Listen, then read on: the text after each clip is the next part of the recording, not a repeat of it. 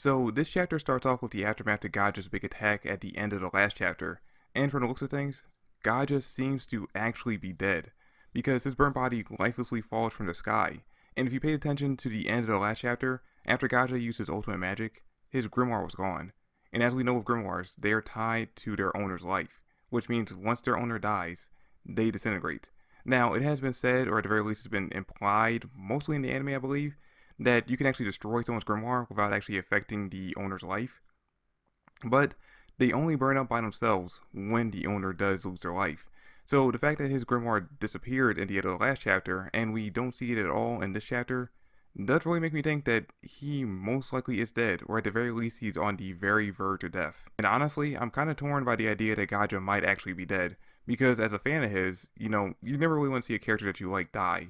But when you're looking at the overall story, his death will have a huge impact on the series and the characters overall. Because, him dying really put some stakes on this arc. Not to mention all the character development we'd get from his death, like Clover alone will grow tremendously from learning that Gaja died trying to save her. Now, there is a chance that Gaja might end up surviving this, because, we've seen characters be brought back to life multiple times, and we actually have someone here in the Spade Kingdom who is the direct reason why multiple characters were brought back to life. Rades. So all we really need is for him to show up and use his magic to bring Gaja back to life. Or maybe Mimosa's ultimate magic will have something to do with healing, because that is kind of what she specializes in. And considering how strong her healing magic was prior to her learning ultimate magic, I wouldn't be surprised if she actually ended up being able to do something along the lines of bringing someone back to life from the dead, or at the very least, bringing someone who's on the very verge of death, like maybe Gaja if he's just barely hanging on right now. She could perfectly heal him back to full health. Now, I don't know what this means as far as his grimoire goes. I don't know if he could actually get his grimoire back after it being burned up, because the closest example we have to something like this will be what happened with Julius, but it's hard to say if he actually died, or if he just kind of was on the verge of death and then reverted his body back to being a 13-year-old, and if that basically saved his grimoire from completely burning up, or if after it already burned up completely, it came back as that one page.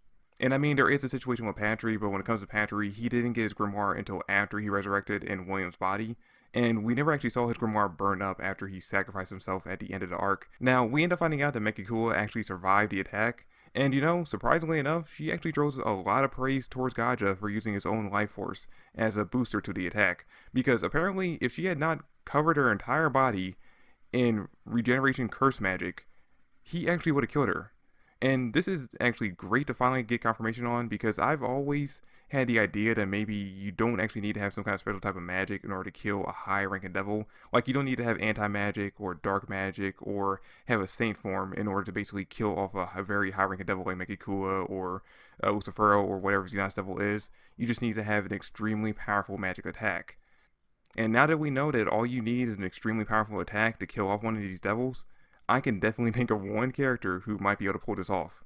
Anyway, Megakula shows off her wings, which are covered in eyes, and it's actually a pretty cool design. It's very different from the other devils we've seen so far, but I believe this is showing that she has manifested a little bit more in the human world, because of the fact that I believe Vonica actually died in Gaja's attack. So now she only needs one more sacrifice. She needs just Lord Patika to die in order to fully manifest now.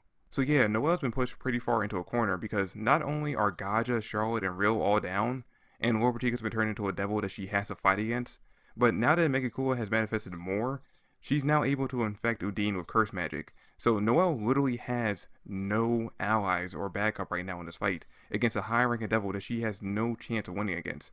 But even still, Noelle refuses to give up and even activates her original Valkyrie form in order to try to fight against Megakula. But then Megakula uses the curse magic to infect Noelle's open wounds with curses, basically kind of almost knocking her completely out of her Valkyrie form. So she's in a really bad position right now, where it really does seem like she has no hope of winning.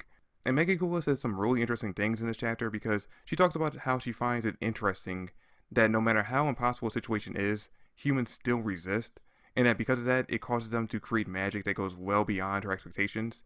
And we actually saw that in the last chapter, because originally when Gaja went to attack her, she planned on just tanking the attack. But once they actually started to hit her, she realized that it was actually too strong for her to just tank, so she needed to use that curse magic to regenerate her body, or she actually would have died.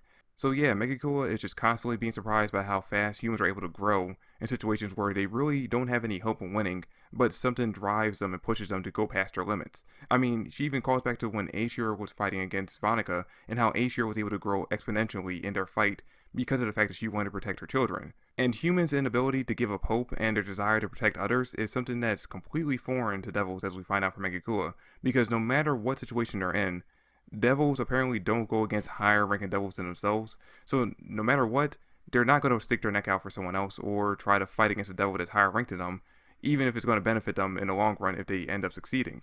And this is actually pretty cool insight towards the culture of devils that we've gotten that we've actually been hinted towards earlier on in the series. Back when we actually saw Asta fight off against Lilith and Nama, we at least got the hint that they don't care about other devils besides themselves. Because after Asta struck down Nama, Lilith didn't seem to really care that much and just use the opportunity to absorb him so that she can make herself more powerful. So it does really show that devils don't really care about other devils and they really only look out for themselves. But anyway, Noelle has a great response to her, and it shows exactly how much of an influence Asta's been on her, because while she's giving her speech about how humans never give up, which is almost word for word the kind of speech that you expect Asta to say to a devil or someone he's fighting against, in her head, Noelle's thinking to herself that, yeah, she's pretty much in an impossible situation that she has no hope of winning, and really all she wants to do is just get down on her knees and cry.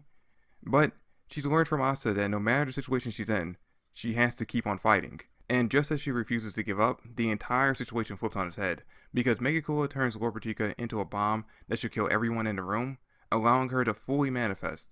And just as she's about to blow up, Asta shows up out of nowhere, clapping Noelle's hand as if he's tagging himself in, and uses his Demon Destroyer sword to seemingly remove the curse from Lord Pratika, turning her back into a human.